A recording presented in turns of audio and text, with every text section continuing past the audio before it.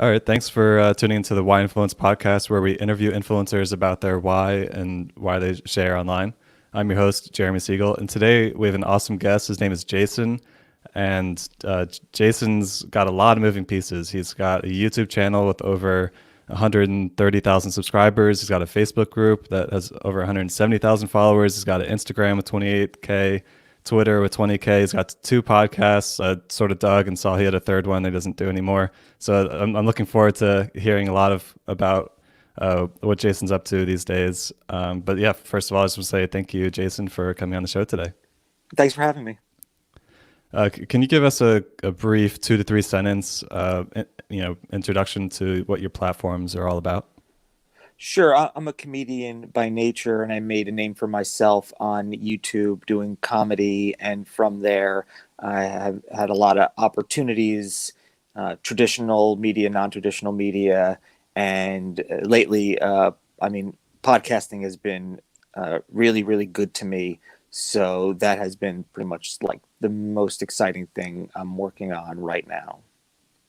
That's great. So how long have you been doing your podcast now? The podcast that I'm currently doing is for the what takes a lot of my time is called Ghost Town, and I've been doing it. It's like a year and a half, but I've been podcasting since about 2012, so I've learned a lot between then and now, and I think that's what has, at least for me, made this podcast so successful, at least in my eyes, or for my what I think. So that's it's, and like a lot of people, podcasting is very exciting, and I think if I didn't have those other podcasts to learn from, I don't think I would be as successful with it, as, at least as my from my point of view. Yeah, no, I completely believe that, and I see you've got over 130 episodes on your podcast, and Mhm. you talk a lot about mysterious and interesting places on the planet, and I think that's an awesome topic, and Yeah. it's pretty cool. That kind of came from just like, again, myself and my co-host, we both come from the comedy world, live sketch comedy, live improv, which I've been doing for a very long time. And we've written together, we've optioned pilots, and we've done a lot of traditional stuff. But she does ghost tours around Los Angeles, and I love like abandoned places and weird history. And we just was like, well, I was like, what can I what's popular? Obviously, I mean, I don't want to do something that people don't like, but that I can authentically and enthusiastically, most importantly, speak on. And I put those things together, and obviously I'm, true crime and all that, I'm kind of piggybacking off of that, but I have an interest in it, so I just put all those things together and made something that I think was very easy to market, which is, my background is in marketing, and even in a traditional sense, not even anything to do with the internet.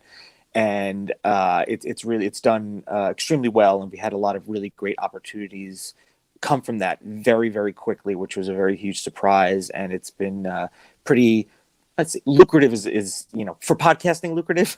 But Right. as far as audience and opportunities from that, which is what, anything, especially the YouTube world, has kind of given me so much that I can never be thankful enough for. And now podcasting has been that for me. That's great. So you're you've got quite a bit of listeners on your podcast for doing it for a year and a half. So do you mind sharing an unintended consequence or unintended impact that you've received recently? Maybe a listener that's reached out and said some kind Yeah. of impact you've had on them. Well, we get a lot of those because of the topics that we talk about are so personal to people. People take things like, I'll just pick true crime, that's it, or even things that are haunted.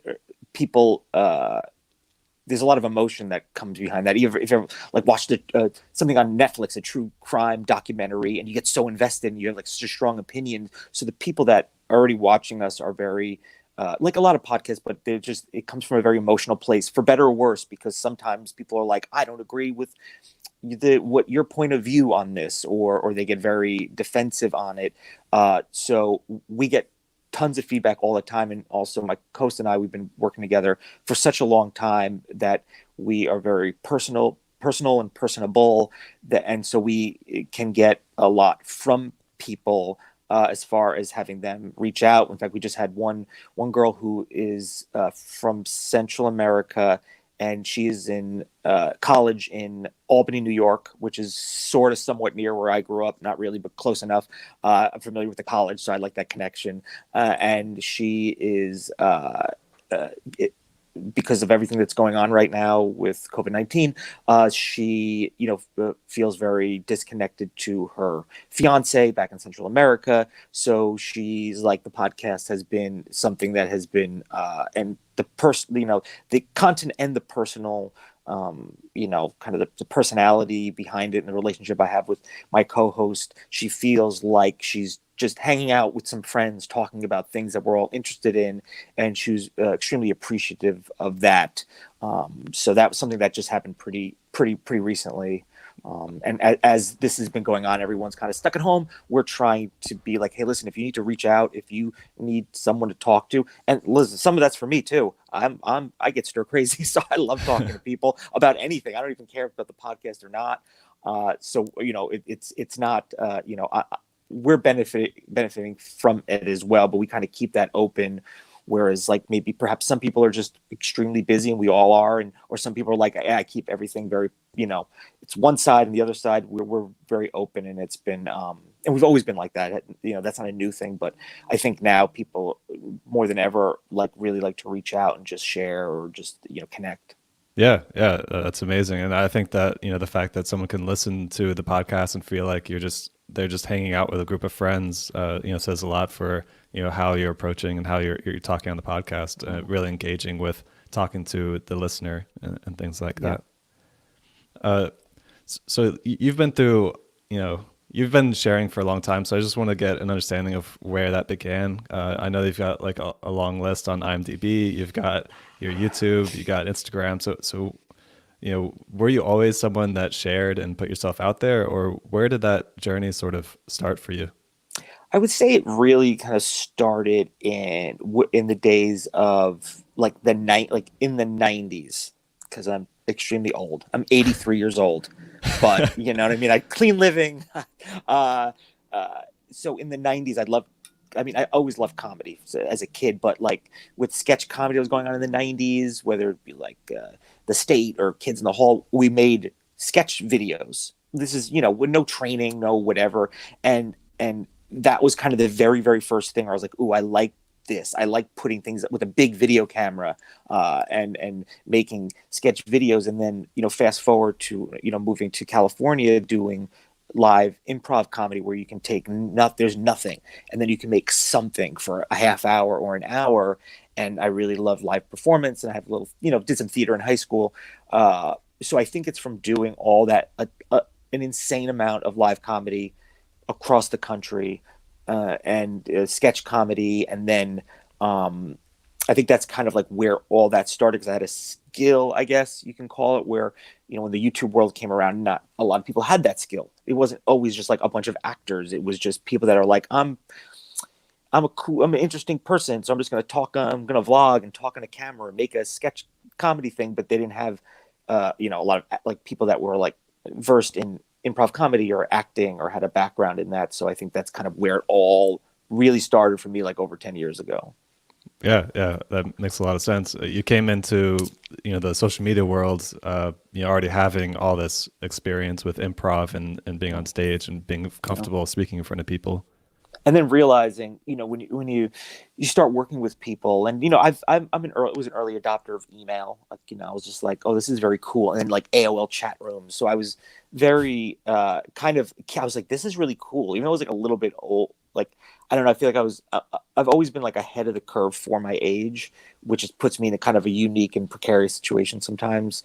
Because it's like, oh, this person's really old. For even for back then, all things considered. But I just was an early adopter of a lot of things. And I started, you work with people just as an actor, and you're like, why does I always pick Justine, who's still popular, I guess. I mean, I've talked to her in a while, but I would look, I was like, you have a video with 2 million views about eating a cheeseburger. I was like, why why is that a thing?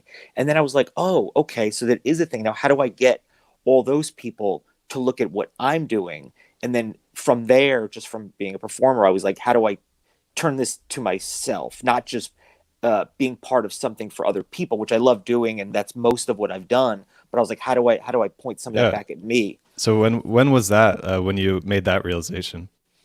I mean, pretty quick, probably like 2009 is when I started. I've been, you know, I always put, and it's way more than this, but I always put that I've been like in over 1 billion online views, and that's not being generous. That's probably actually pretty low at this point because I've been just in so many viral videos, so many on different platforms uh, that uh, it's just like when you start doing that, you realize that like you get a lot of attention or people see you out and like I've seen you in something. It's I gotten a lot of that. Now lately it's like I used to watch you when I was a kid and I was like, thank you for making me feel old.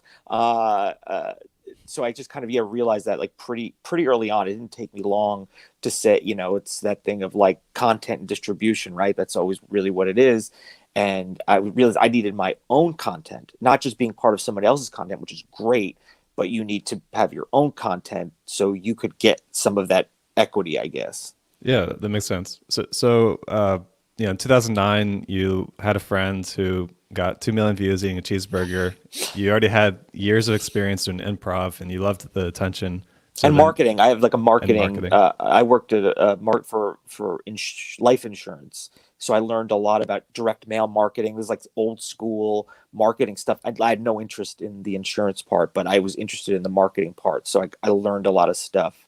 And then where I worked at Entertainment, and I learned a lot about kind of like cranking out content, for whatever that is. So all those things together were perfect for me when I really discovered social media, and then the delivery systems and how quickly you can put. It's like I want to put out something today. There's very little as far as barriers as far as getting it out. Are people going to watch it? Are people going to care? Is it good? That's all relative. Yeah, yeah. So, how did you start in 2009 after you realized this? Is that when you started YouTube, or what was your entry into the social media sharing? It started at me as a performer and doing improv, and then a girl that does really well. All these people do really well.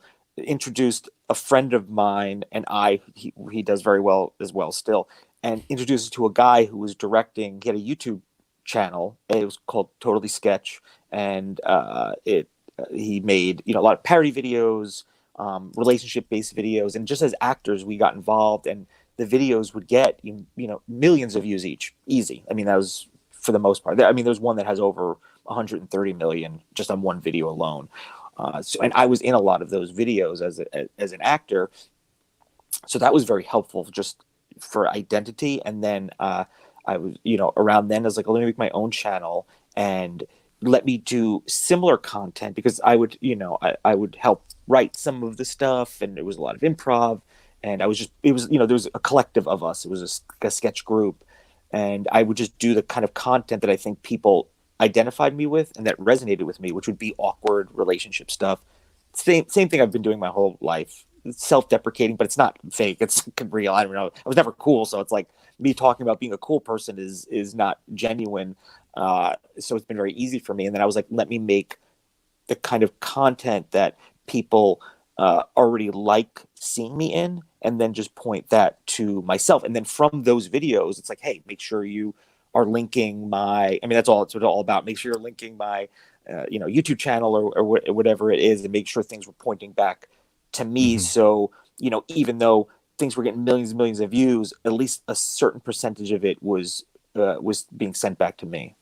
Okay, so when you started your YouTube channel, you were already acting in the Totally Sketch channel skits, and then you were Yeah. asking them to put a link to your YouTube video Mhm. in the description, and then you were just getting some traffic through those means. Yeah, and I had a channel before that got something happened with it, and so that had a lot of stuff on it. But then I was lucky to get my name, like the Jason Horton, the URL, and yeah, and then I was doing that, and then it was something that was like it was doing really well, but then obviously the YouTube landscape has changed over the years. Things that we did were not really, wasn't really lucrative or worth doing really at a point, at least financially. It was just really got really tough. And then, we just kind of all decided to do other things, even though we're all still kind of, YouTube's always been a part of it. But because of YouTube, I've done amazing brand deals. I've traveled, so it all kind of stems from that. Yeah. Okay, that makes sense. So, I'd like to maybe drill into Mm-hmm. your YouTube channel Mm-hmm. foundation a little bit. You know, when you saw your friend get the 2 million views for eating the burger, you Mm-hmm. started getting all these views working on these sketches. Mm-hmm. What was like your driving factor for like why did it matter to you that you were putting yourself out there on YouTube or on these platforms?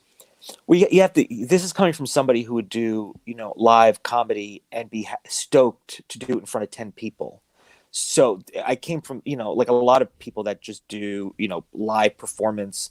For the most part, you're happy to get to do what you get to do, and that anyone cares. And why I still like that. I was like, wow, somebody respond, like somebody's watching this. Like everyone's like, oh, I heard you listen to your. I've gone on job interviews, and they're just like, oh yeah, I listened to your podcast. I was like, how is that?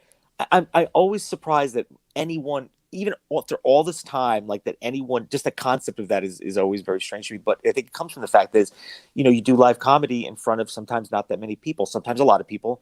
But I was like, how can I do what I think is interesting, funny, and I think other people like, and get the most amount of people to watch it, listen to it. That's always been the thing. And I know a lot of people talk about it's like, oh, it doesn't matter you have what the numbers are, and it doesn't matter what the numbers are as long as you enjoy doing it. But you want the most, you want the most amount of people. You put work into something, you want the most amount of people to at least give it a shot. They Yeah. might not everyone's gonna love it. In fact, a lot of people don't like it, and they let me know still to this day, constantly. I get inundated for like the last 12 years. I've been like inundated with negativity, but enough positivity to kind of keep it going. And it is the thing. It's like take what you love, and you share it with as many people as you possibly can. And that's always been the goal. And I've always been very good at, even on platforms that like really don't, like Pinterest, or like Tumblr. I've always been pretty good at growing audiences. TikTok has done very well for me. Yeah. I've just been Yeah. very good at that, always, I guess. Nice. Yeah. So you were very intentional. You were doing these stand up comedies, and you were happy to Mm. have a room of 10 people talk in front, and you knew that you were getting all these eyeballs, and you understood what that meant at that time. Just getting more attention to your work. Well, Um, yeah, I mean, it's because there's a lot of options out there, and obviously those options have grown, and they're, as we're speaking right now, the options are growing. The competition, the unintentional competition is happening, but I always knew that the more you have out there, the more people listening, and you diversify those things, the more you can keep doing this reasonably as a living. To be yeah. realistic, yeah. Yeah. Okay. Going a little bit deeper there, why was it so important for you to share this work that you developed that you love so much? Like, why was it so important to you to get, a further reach and more eyeballs on that? Well, for starters, I love, like, I think relatability is really important because I just love, I love hearing stories where I can relate to that, for better or worse. That always don't always have to be, great. But I think I always did a lot of stuff that I found, people found were relatable, and I was like, well, it's not like I'm was ever selling anything. And, I mean, for the most part, it's not like I was like, buy my thing, buy this thing. It was always like, I'm just doing a thing, and I hope you enjoy it. I hope it like kind of it makes your day better. Or listen, if you got to kill 3 minutes, you're at work and your work stinks, and you want to kill 3 minutes, I would like to help do that because I've been in that situation, and I look to other people to do that for me. And I think that just what I did was just people just connected with. I mean, I've my videos in China they've been all been translated, and I was told it was super relatable because in China, dudes were, it was hard to, like, because of the amount of men and women that men felt like it was just so competitive to meet a to meet a woman to make a family, and I represented the kind of guy that had trouble with that. And I was just like, why are these videos doing so well in China? There's no Facebook, there's no YouTube. I don't know what's like now, but at least then mainland, I don't know. But it's just the relatability of it, and I was just like, and to me, that was enough, because the amount you put out there and the amount of like money you get does not equal at all. Like people think like Hmm. you must be rich. Not never have been ever. Maybe, who knows? So I think it's that kind of like, and then I'm just enthusiastic about it. Like I'm excited.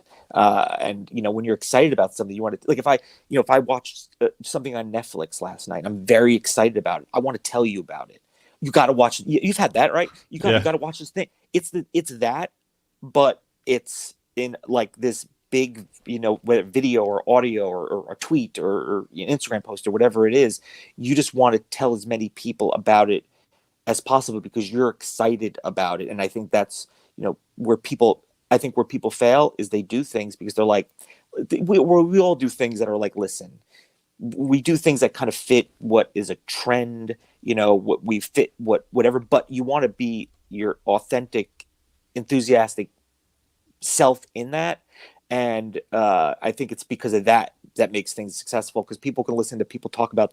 I've watched things that I was like, I have no interest in this, but these people are so enthusiastic about talking about making a clay pot that I'm interested in watching it. I don't care. I'm never going to make a clay pot, and I don't really care about clay pots. But they're so interested in enthusiasm, and I think that's what makes things successful, right? I mean, like cooking shows, for example. I think people aren't like, oh, I'm going to be making that, you know, uh, you know, uh, like thing that I don't have the kitchen to make, but I'm going to watch people do it because they look like they have such a good time doing it. So I think it's that concept that is kind of the reason why.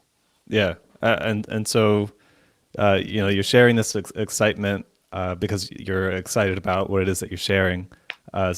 So why is it important to help people feel better through your relatable, vulnerable stories, and to bring light to people's day? Like, why was the end goal of that important to you? Well, I think for one, it's my one of the driving forces, and I think people want to admit it or not, it's your ego. Not to say your ego is like, I think I'm wonderful, but I was like, I feel so strongly about this, uh, that I have the audacity to interrupt what you're doing and inform you about it, because I believe that I'm so excited about it that you will also be somewhat interested and excited about it as well. And I think that's all that it's like an ego, not, and I'm using that word very, I don't want to make it seem like, because what I do is so great. No, other people do what I do a billion times better every single day. And I know because I'm a fan of that stuff. But I think uh, because I'm just so enthusiastic and interested in my personal point of view, and no one else has lived this life to this point to tell these things, that I feel like they will benefit from it in a way that is might be a little bit different than the other, less, because there's a lot of people that are just, you can't connect to them. You think like, oh well, I can just Right. DM them on Twitter. No, it's not like, I've always been a very approachable and relatable person, and I feel like that's, I wouldn't, if I wasn't like that, I wouldn't have had the longevity that I have. And I just feel like what I have to say is worth your time.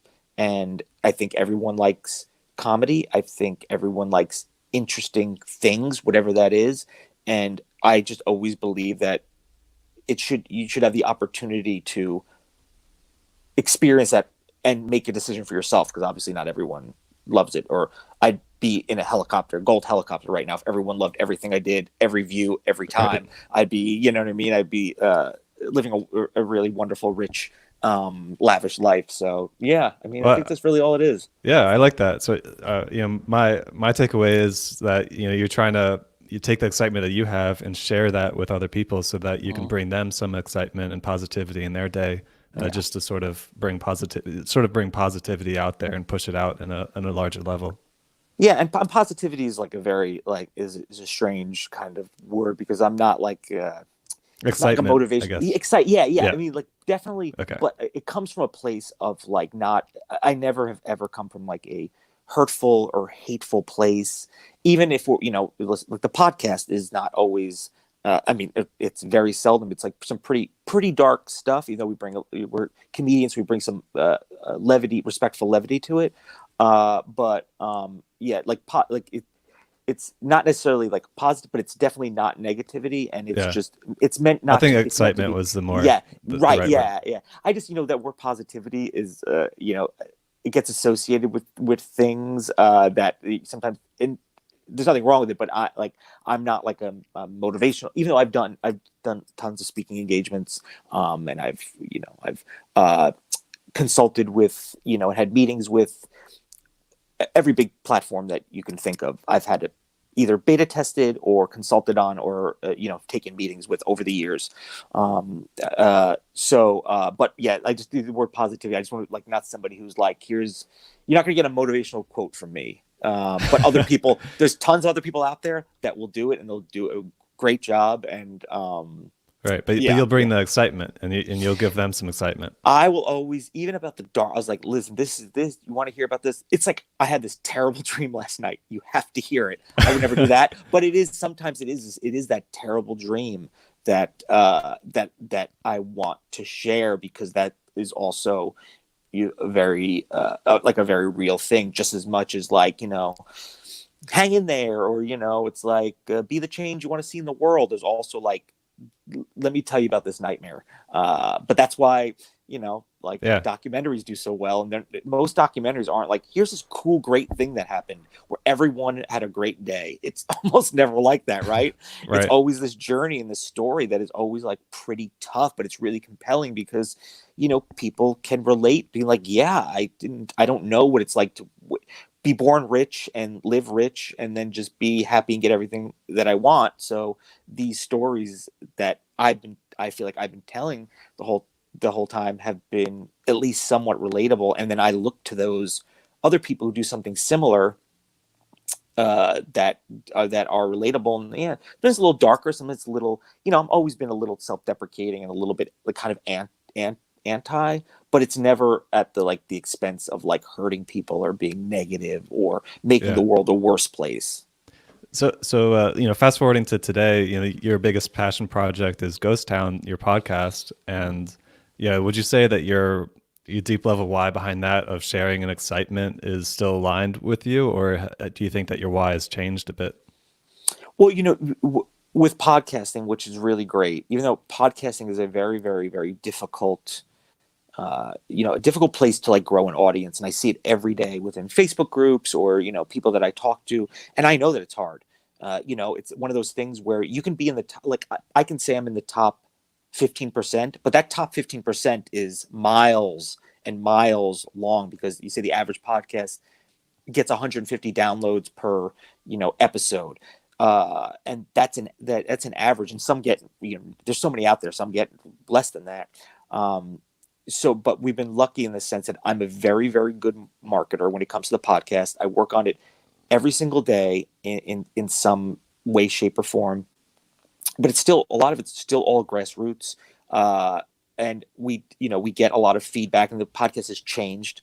Oh, we first you first start, you're like, I don't know how much people are going to want of us saying, like, Right. but do you realize, oh no, they want more, and then they want less of the banter, but some people still like the banter, so we put the banter in the middle and try to pare that down, so we're always kind of it's always been kind of evolving. So in a sense, we've changed because an overwhelming amount of people have said this. There's got to be something to it. So there's a little bit of that. You have to be able to kind of yield and things. But I'm not shy about saying it's like growing the podcast, getting more listeners is always the goal.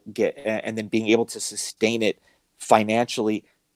I'm not shy about that. It is the goal because life is hard.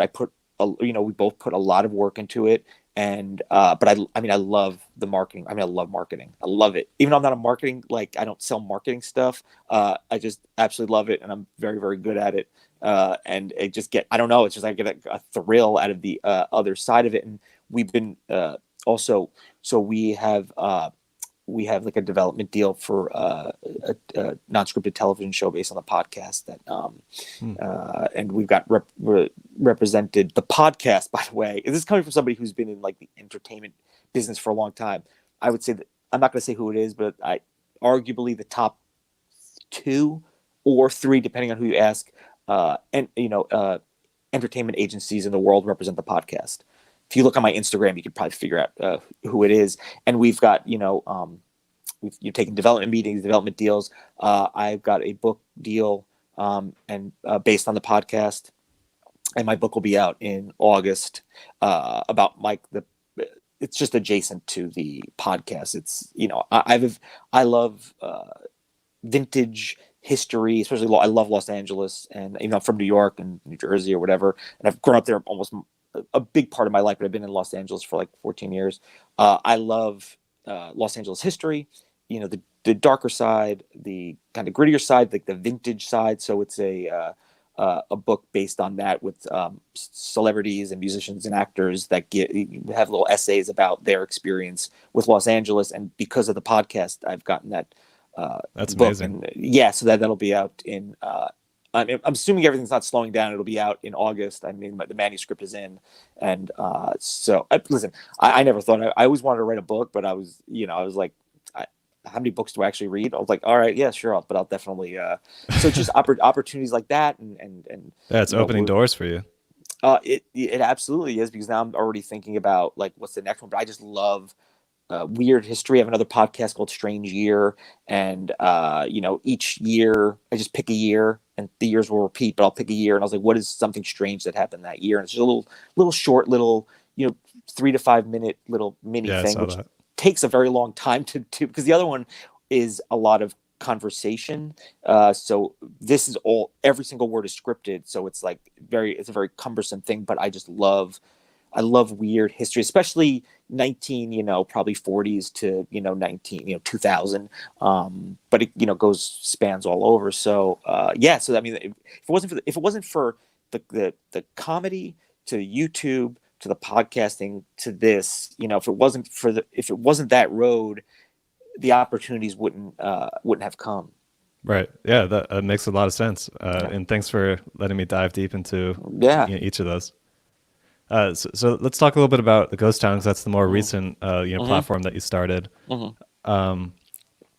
We talk a lot about overcoming barriers, giving yourself permission. When starting at Ghost Town, you had mentioned earlier in this conversation that you were questioning if people would want to listen to that. So did you have any maybe self-made barriers that you had to overcome, or were there any barriers that you feel like that you overcame that you'd be willing to share, and maybe the steps that you took to overcome?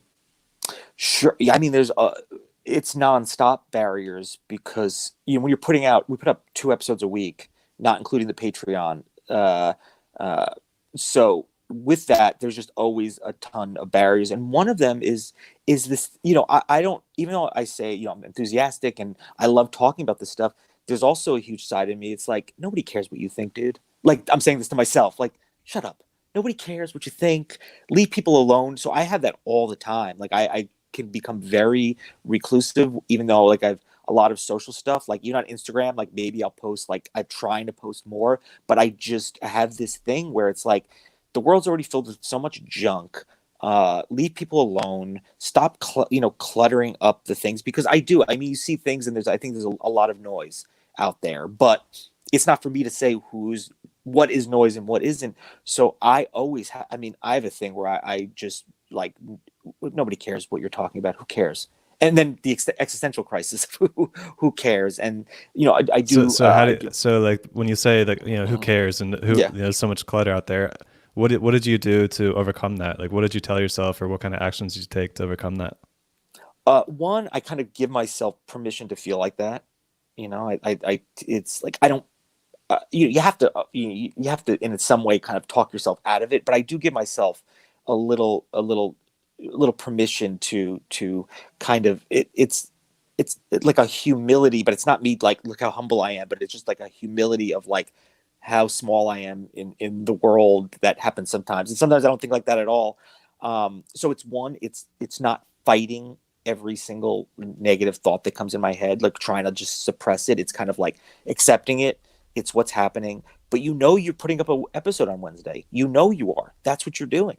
And that's what you want to do. And I know that. So it's kind of just giving myself that permission. And then it's just the human in me lets the thing that is very exciting to me take over. Because if I was tried to suppress it and fight it, the things that excited me wouldn't come from excitement. It would come from just me suppressing the other thing. So I'd be doing things that were like, I'm not that interested in this. Why am I talking about this when I'm not interested in this? When I could be talking about something I am interested in. So I feel like it's kind of giving myself that space to do that, and I think that's been pretty helpful. Yeah, that's amazing. That's great advice as well.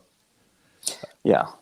And as far as I mean the tons of barriers. There's just tons of barriers because it's very it's you dread looking at those like Apple podcast reviews sometimes, or sometimes except there's a Ghost Town YouTube channel, which is just the video, like a video form, because there's a podcast out there, you putting this on YouTube in like the right way. I don't have the bandwidth to do that, but I want to make sure my stuff is on YouTube because I'm a YouTube certified I'm pretty good at YouTube.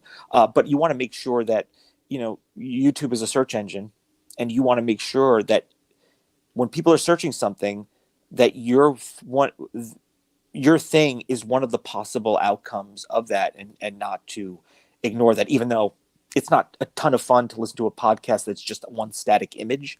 I'd rather, it's like leaving money on the table, I guess. I'd rather have it there than not have it there. But yeah. I mean, it's just, tons of negative comments, tons of barriers, all the time. But I think what's great is I think the internet is so robust, and I think people kind of understand how it works. If you're not getting negative comments, you don't have enough people listening or watching. People talk about YouTube all the time. They always ask, like, you get a lot of really bad death threats, bad comments over the years, just because there's so much volume. And I'm like, well, if I'm not getting any negative comments, I'm doing something wrong. And that's I still kind of feel that way. So thank you for the negative comments if you're out there, because it means I'm reaching enough people. I mean, think about the most famous, popular, coolest celebrity.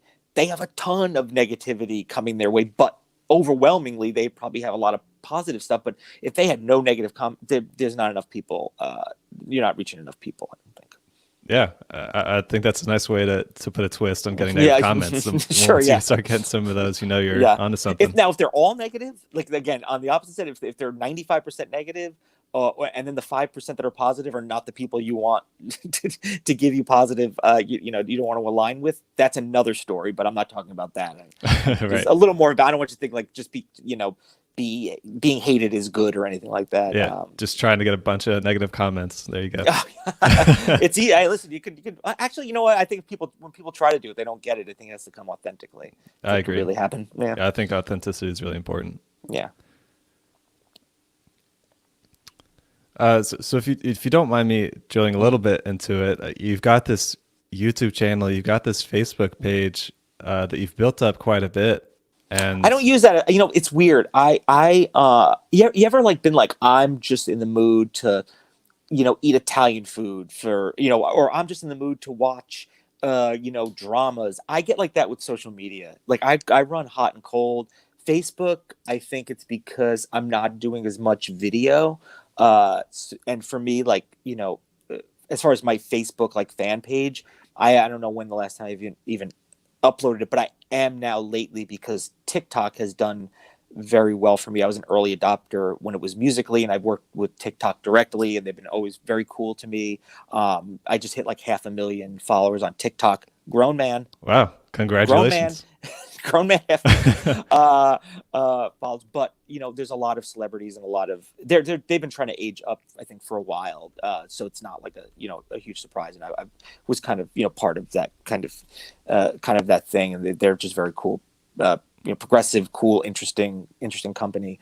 But I'm kind of thinking like, okay, well, if I can get video on Facebook, I'll start using Facebook again. That's just it for me, because then also if you want to monetize your Facebook, and there's always the monetization thing is always unless it's for anything, literally anything, it's always a factor, but it's not like the be all end all of anything.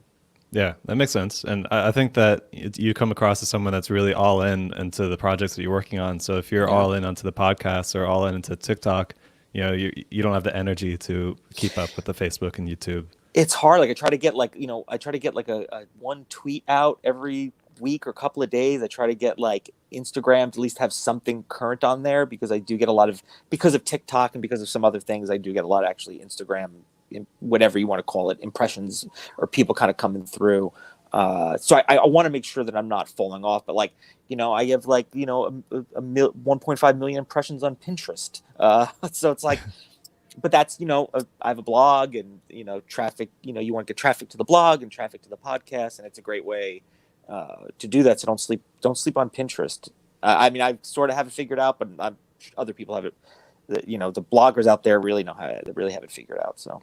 Yeah. I've heard some stories about people getting a lot of good results out of Pinterest. Actually. Yeah. So make sure your stuff is discoverable anywhere you possibly can. Don't think that just because even if it's not your people that are there, maybe, or wherever it is, it doesn't hurt to, at least if somebody searches and stumbles on it, then can't hurt. Yeah, makes a lot of sense. So I didn't do this in my earlier episodes, but people kept asking me to include it. So if you're not comfortable sharing, you don't have to. But do you mind sharing maybe the high-level income sources that you have as someone who's influencing on all these different platforms? Sure. Well, I mean, I make a lot of it's passive. So the blog is kind of which is Ghost Town Travels. It's just really that's really just a way to like embed the podcast episode, make a little revenue, kind of get the word out there, and kind of build around the podcast episode with some photos and some text or whatever. So some passive income there. The YouTube channel still gets a lot of, again, passive income on the YouTube channel. Not a ton, because the demonetization is pretty insane. That's what really kind of like, I think, soured, me on it a lot too, because it was like, I worked at, the YouTube Space LA, and they afforded me a lot of really cool things, but I still had to, I had to hire crew and all this stuff. It became like a lot of work for not a lot of payoff. So I make a lot of like passive income. I do some branded stuff, Instagram stories, and then the podcast. Yeah, the podcast makes, I would say the podcast, if it was just me, I could live very, very, very humbly in Los Angeles. I'll put you that way, to give you an idea. So it's not like and it's not just you. Yeah, and it's not just me. And then we put a lot of that back into the marketing. Like, people ask, and I see the same question. If you're a podcaster out there, especially on Facebook groups, how do I get more audience? And I'm asking that question all the time too. We all are. Don't get me wrong. The response is great content or social media. But then the questions keeps coming. How do I get more? And people keep saying the same thing. It's like, well, if you've answered that question correctly, then people will stop asking it. The thing is, great content. Yeah, there's great content that I've never heard of, and you never will. The best song has never been heard. The best book has never been read. How would you open up your phone and be like, this is great content? How do you know that? Nobody knows until you make them aware of it. So for me, it's always just like it's things like what we're doing right now, kind of exchanging. It's like, you're putting the word out there for me, like, and promotional ad swaps, straight up marketing on other podcasts and stuff like that. That's really the answer of how you get more, unless you're like part of like Wondery or something like that. I have a relationship with a lot of the podcast platforms over the years, so they've been very, very wonderful to me and featuring my stuff sometimes if it fits. So I and then I'm kind of always on the Apple Podcast charts. Absolutely helps. That's I've if you've ever listened to a podcast based on anything on any of the podcast charts, that means if you've done that once, that means it works. So it's just things like that. But I mean, everyone's just like or social media. Well, if you're not good at social media on your personal side, which is it's you trying to sell somebody something, you're making commercials for which is what it is, right? Listen to my podcast. That's a commercial. Nobody's going to care about that. That's a very tough thing. I'd say social media makes up 3%, 4%, maybe 3% of where any of my traffic comes from as far as the podcast. Maybe. And the social media is just to connect to other people and have like a little world around it. But I don't use social media to and expect any traffic from it. So these people say the same thing over and over and over and over, and the questions never seems to be answered because everyone's saying the same thing. And I pop in there and I'm like, that's not, and then I just back off because it's like, all right. What do I know? I guess. Right? Yeah. Right. But sometimes absolutely there's other sometimes, right? And it is great content. But what is great content? I think what I mean. Like, there's certain the show Love is Blind, which is a very popular kind of reality show. I've seen bits and pieces of it. A lot of people talk about it. Is that great content? I don't know. I don't think so. Is it very, very popular and probably gets a lot of eyeballs on it? Yes, it does. So great content is a very kind of, my mother thinks I'm the greatest actor on earth. So what? So like great content is also very, very subjective, but being your best, your best authentic, I think, enthusiastic self, and do your best with the sound quality and all that kind of stuff. Obviously, and, if you're making YouTube videos, having light. This is not a good example of how you should do a live stream. But, it's terrible lighting. It looks like I have a gold bar in the back there, like it's like a framed piece of solid gold. Yeah. But having those obviously basic things, yes, is very important. But having a $5,000 microphone isn't going to get you more listeners. People over, the equipment we use to do our podcast is bare bones, like laptop and literally one microphone. And, we've had millions of downloads. I don't know what to say Right. about that, but I couldn't agree more. There is a certain level of like, you don't want it to, you want to make sure it's the best you can make it. But other than that, it's just getting people aware of it and letting them make the decision that, yes, this is something I'd like to continue listening to. No, I'd never want to hear this again. This is absolutely terrible. And trust me, they let me know that, but I'm glad they found out that they don't like what I do rather than them never know that they don't like me or Right. what I do or what you had we that do chance. or whatever. Yeah, that's all that I asked for. And yeah, obviously I've watched one episode of a show and be like, I don't like this show. And then I realized now it's my favorite show because I watched episode 2. You don't know, Yeah. I've had a YouTuber as a guest that said he got his first million views on YouTube just with his iPhone. And, that's not uncommon. I mean, you just said that you have got one mic that you're sharing with your co-host and you've gotten, your success on your podcast up to this point. That's amazing. I mean, my microphone I'm using is a $70 microphone. I mean, my hardware is less than $100 for what I need to run this. And it's honestly, if you told me it was a $10,000 microphone, I'd be like, okay. Again, I don't know. You know what I mean? It's like, sure, I believe that either way. Right. And I think that's yeah. I mean, I have had two examples. We made a video. This is back, we're first doing it. We made 2 videos. One video we did like really, really quick. That one relatively quick, and that it's we did a lot of interactive videos. That first video has 130 million views. The other one we did where we put a lot of, I think we had like a celebrity in it. I forget who it was. Never even like it was like put all this time and money. Nobody even really cared or watched it. But the thing that we were just like, quick, let's just do this while we have some extra time. And then I a couple of years ago made 2 videos. One took 15 minutes. One took all day. The one that took 15 minutes got like 4 million views. The one that took all day got 9,000 views. And I would never, if you said bet on which is going to do better, I would have been wrong. You don't know. You have absolutely no idea. Sometimes the thing that you're like, everyone's going to hate this, it does great. Everyone's going to love this. No one cares.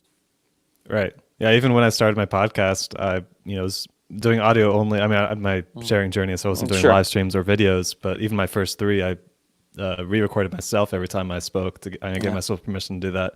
But even after that, my next 17 episodes, I still did editing where I took the ums and uhs out, and then at some point, I'm like, what's the point of this? And now it's just raw footage. People can put 1.5x or 2x, and fast forward through those ums and uhs. I will keep some of it in there, but it drives me up the wall sometimes because I say the word like a lot, which I've noticed. So I've probably done that a lot here. So I do take a lot of it out, but only because we're talking about information. Like, it's not conversational. Conversational, I wouldn't care. But if it's talking about like information, like facts. Here's a timeline, and there's a lot of ums in there. It gets really annoying. But if we're just like riffing, like, who do you think is the real killer? I don't know. That I don't mind. Leave it all in there because it's that conversational, those pauses and all that. But when it drives me up the wall. But I know how you. I know what you're talking about. And there's actually some apps that you can download that you could like put your phone next to you, and it can count all the filler words that you're saying to help build the self-awareness. And I know people that have come up with habits to overcome having those filler words. Like some people will just like grab their ear and pull on it, and instead of saying that's like making them pause. There's a lot of different tactics that could be used for that. I don't want to face that though. I don't want to face my flaws. I just want to edit them out before I hit publish. Nice. All right. So let's talk a little bit about, I know you've been giving a lot of advice here, but if you were to meet someone who's just starting out, either is thinking about starting a podcast or just started their podcast, what would be some of the biggest pieces of advice that you would give this person? If you want to have the longevity you need, because all these things are a very long game, unless you're, again, like you're on Wondery or Parcast or like one of these huge things, is to do something that you actually like, and you're not just doing it because like, I want to do a podcast. What is everyone else doing? People give, like wealth advice. Maybe I'll do that. People seem to like that. That's a terrible way to go. Don't do that. Especially when of course, and also a lot of these people, they talk about things that they've never done.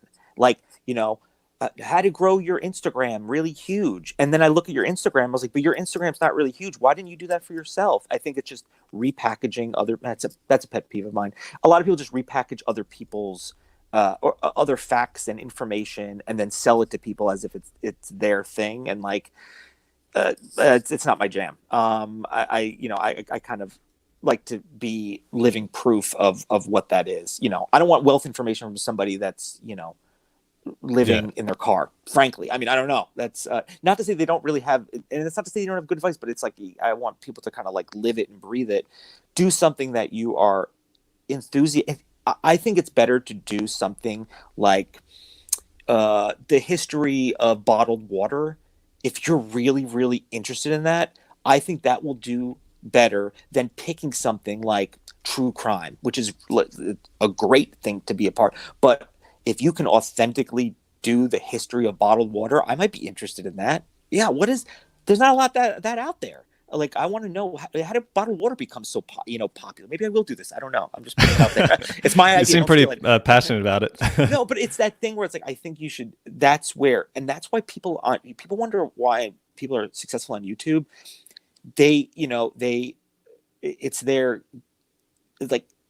just so interested in what they're talking about and what they're doing, or they're like, I'm going to Target and I'm shopping, and I'm just like, yeah, okay, you seem to really be like really into shopping at Target. Great, I'll watch that. So it doesn't really matter what it is, as long as you're interested and you have you're like, I can do this for the next year, 2 years, 5 years.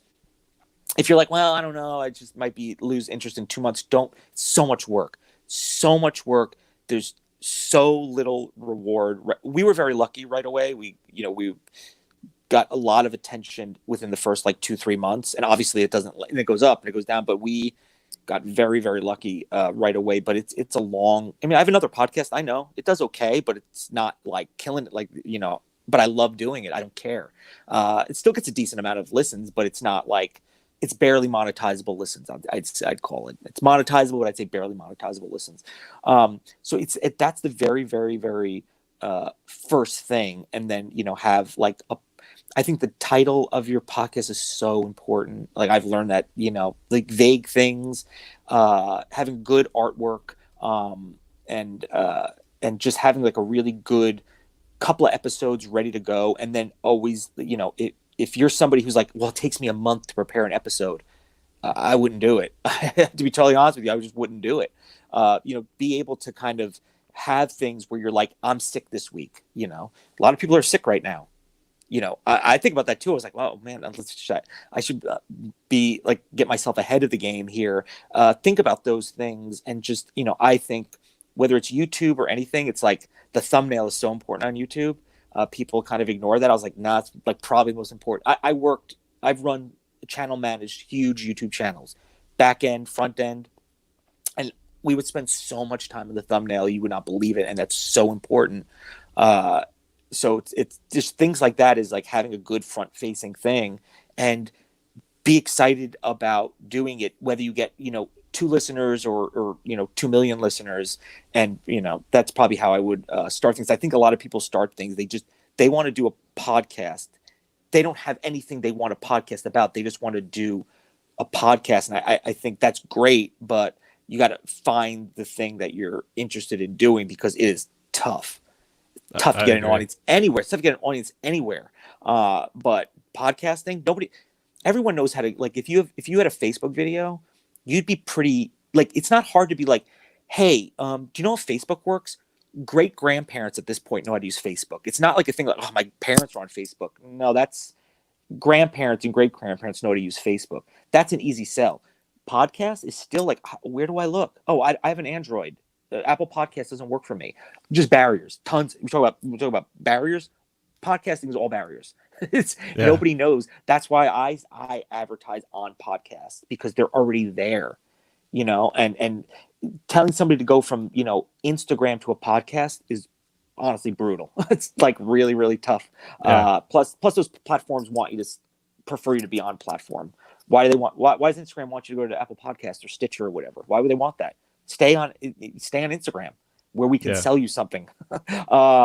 So it's like those. I know this is probably like a more long-winded version. No, it's great. You shared a ton of advice. You talked a lot about why the why is so important, and that's what I do here in the podcast, is just to learn what other people's whys are, to help give ideas of how to approach thinking about it. And if you have a powerful enough why, then you can power through all the barriers that are in your way and push through all the hard times that come from putting yourself out there, because it's a lot of work and you got to be willing to take that backlash. And when it comes to podcast, first thing I'd probably say is why. The whole kind of like impetus of this whole thing is like, why do you want to do a podcast? And start from there. Answer those questions before you move forward, instead of moving forward then trying to answer those questions. It's going to be tough. Might put in a lot of work and realize that I see it happen all the time. They're just like, oh, I started this and it didn't. It turned out that it's not the way this is not right for me. And you did and that happens. I've done it about 1 million times, but I think you can take a second, take a breath, and realize that, like, you might think, oh, nobody's going to care about bottled water. I love bottled water, and I have a working knowledge of the history. You're wrong. There are people out there, and there's less competition for it. Instead of being like, how do I become a thought leader, or whatever that means, is where, I don't know, or I want to be a wealth manager, or I want to be a marketing guru. Right. There's a million people. There's people that do a great job, by the way, at it. There's also a lot of people that I think just do it because it's a popular thing to do, and they're maybe trying to capitalize it. Again, I know I'm passing judgment, but I mean that's the nature of it. But if you can answer those, why do you want to do it? It's just like, I love talking about bottled water. Then I think you're in a better place than you trying to, you want to be a small fish, a big fish in a small pond, rather than the right. Inverse. So yeah. I like what you said about figure out your why before moving forward, because changing it later is much more difficult. And if anything, you may have to restart. I mean, which wouldn't necessarily be a bad thing if you figure it out as part of your journey and then start over and then do it right the next time and fix all the things that you've learned from. But I think that knowing your why, at least putting a lot of effort into that right up front, is really important. Yeah, it's like, oh, hey, let's go to a Thai food restaurant. Why? And it's like, well, I'm not hungry and I don't like Thai food. Well, then why do you want to go there? You know what I mean? Just answer that thing first. You know what I mean? Why do you want to? You know what I mean? Why? It should be like, you want to go to the place you want to go and you like the food they have there. So I don't know, it's a dumb analogy, but it's like we don't do anything else like that. I don't know why we kind of like, I think everyone wants to be a part of something cool and interesting, and I get that, but there's no harm in kind of, and I think people are insecure about this. Is like, people are going to hate it. I see it. Yeah, I see it all the time. It's like, I'm so nervous. And I get like that too. It's like, when I started another podcast, this is my like 5th podcast. I was like, oh man, I'm putting out the first episode. This is like, people are going to hate this. This is a waste of time. Am I an idiot? But you put it out there with gusto and confidence and enthusiasm. And there's people out there that like weird stuff, just embrace whatever that is, or embrace the normal thing, whether it's, you want to be a marketing guru or whatever whatever that is. Yeah. Great advice. So let's say you meet someone who's more established, maybe someone that's around the same, frame of where you're at in regards to followership and platforms. What would be some secret sauce or things that you feel like you're doing differently that really sets you apart from how other people are approaching things? Well, so what we do is I believe that we have levels to what we do. We're not the only people to do that, but I think the fact that we came out of the gate, my co-host and I, already been working together for a very, very long time. Many, many projects on many different levels. And so we kind of came into it. There is a little bit like, how is this going to work? But as far as the communication and the authentic relationship, that was easy. And I feel like that made things very, very easy for us. There was no awkwardness around that, and the communication was very easy. So I think, other people at different levels, might, not have come into that with that. And also, we come into it with a lot of actual experience, like whether it's traveling, talking, we've traveled to the places we talk about sometimes, or we, have given tours off platform. We've had some expertise in this. So I think that's something that has worked in our benefit. I think not everyone has that luxury. If I had to find another co-host for this, I would have to probably hit some of those roadblocks to kind of like iron those things out. And I've been very, very fortunate in that sense. But I answered all the whys before I started the podcast, and I was very, I answered. I mean, it was meticulous with the execution of it. Again, there are a couple of things I would have gone back and done differently, but for the most part, it went exactly the way that I was better than I thought it would, actually, because I didn't realize how well one could do. Right. So yeah. So I think that's what maybe might. And then if I met somebody with a similar audience and similar niche, I would be like, how can we work together? Can we swap ads or whatever that is? Because I think that's I'm not competitive with other people that are doing this, because there's more than enough room for a zillion true crime or haunted podcasts, because people will consume them because they love listening to it from a bunch of different points of view. So I never see this as competitiveness in that sense. I'd rather just work together. And I've been like that on YouTube too. Collaborative, what we're doing right now, collaborative. I'm not somebody who's just like, I can do it on my own. It's just me and everyone's going to love it. No, you need to lean on other people and then them lean on you. And I think that kind of builds karma, or it just, I don't know. It's just like a good way to approach things, and you don't feel so kind of cold and alone in the whole thing, which can happen from time to time. Yeah, that makes a lot of sense. So what I got was, you have actual experience in what you're talking about, which lets you be authentic about who you are, and the fact that you've got this experience and you've got your thought leadership and knowledge that is necessary to be talking about these things, and then be open to collab. There's no reason to think that anybody's a competitor, especially in podcasting. I mean, if you're doing 2 episodes a week, there's people out there that consume more than that. So, if they are, subscribed to 5 different podcasts, I mean, maybe they'll get 10 episodes a week from those 5, and there's no reason to feel like there's competition there. Well, if you're familiar, you probably are, but Mark Maron's WTF podcast, and he puts out 2 episodes a week, and I remember him actually commenting on it, and he was just like, you just show up in people's feeds twice a week, especially if they're listening to like a lot of different podcasts. You're showing up there, and that is very, very true. And I kind of just was just like, we do Wednesdays and Fridays. Fridays is slightly different than Wednesdays, so that you're getting 2 different kind of thing. But it is that thing where you're showing up, and it hasn't hurt us.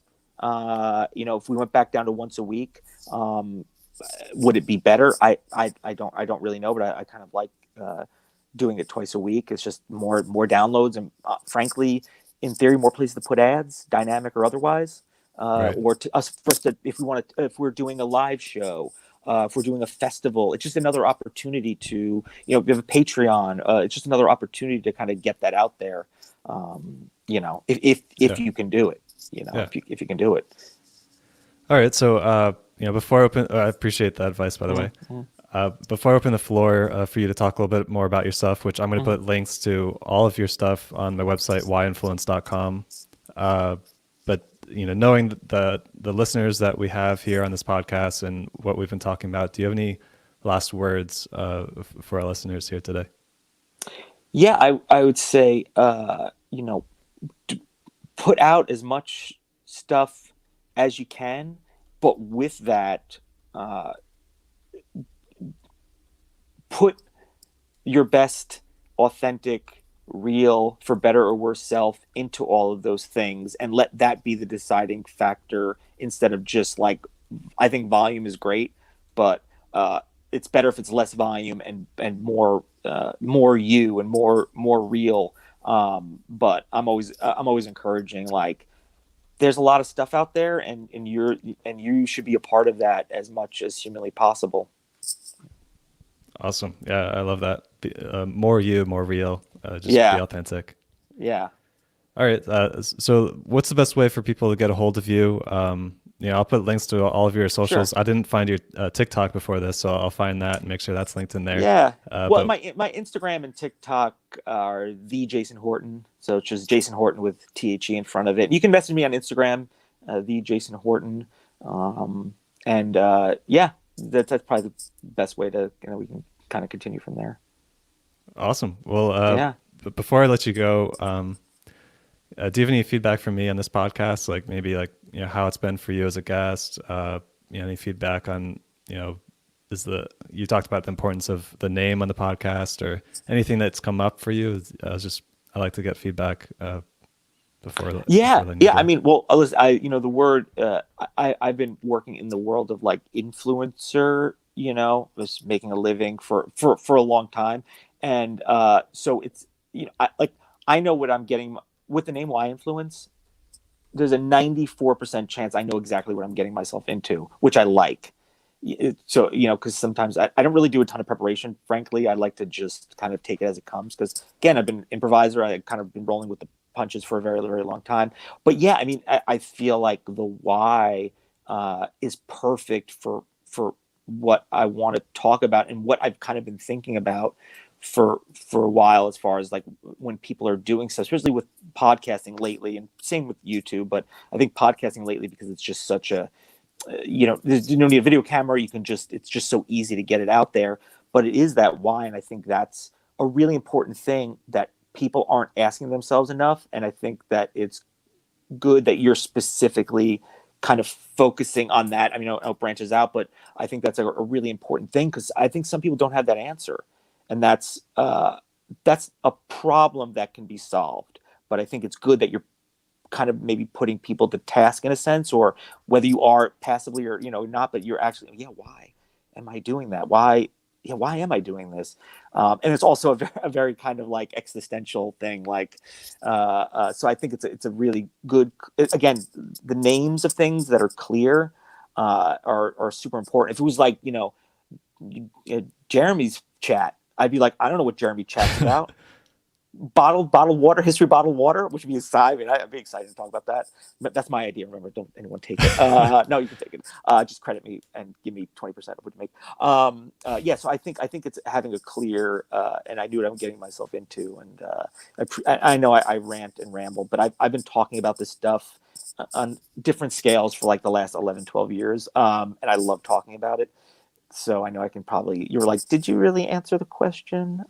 Okay, close enough. But no. I think it's great. And it's simple and it's clear, and people know what they're getting themselves into, which is super important. Awesome. Well, thanks for the feedback. Thanks for taking the time today to come on here and being vulnerable and sharing with us. Yeah, thank you for having me. I appreciate it. Yeah, of course. So we're going to have this episode with all the show notes at whyinfluence.com, whyinfluence.com. And we'll have links to all Jason's social media accounts there, as well as, the show notes for the episode. So, And then make sure you leave me some negative comments on the Ghost Town podcast because I love it. Yeah, he loves negative comments, but he prefers the positive ones. Positive ones, yeah. It's like it's a test. So, yeah. Or if you leave a negative one, put a 5-star with a negative comment. That way, yeah, he can get the constructive criticism. Yeah. Thank you, appreciate it. Of course. All right. Well, thanks a lot. All right, take it easy.